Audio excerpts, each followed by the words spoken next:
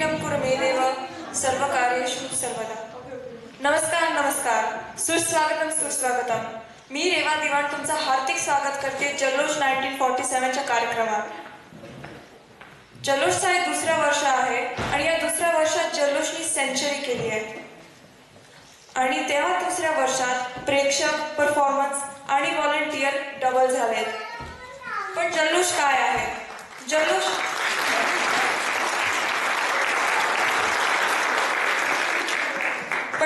काय आहे? जल्लोष एकत्र येणं आहे। कोणाचं? मराठी मुलांचं, सेकंड जेन आणि एकत्र स्वित्झर्लंडमध्ये। आणि या दिवसांमध्ये एकत्र येणं केवढं इम्पॉर्टंट आहे हे आपल्या सगळ्यांना माहिती आहे, त्या क्रॉस बॉर्डर टेन्शनमुळे। जसं युरोविजन आहे तसलं हे आपलं जल्लोष मराठी विजन आहे।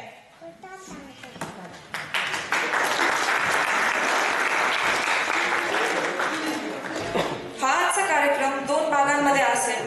पहिला भाग 13 ते 17 वयोगटातील मुलं आपला कल्चरल प्रोग्राम सादर करतील आणि दुसऱ्या भागात 18 ते 35 वयातील लोक आपले कार्यक्रम सादर करतील।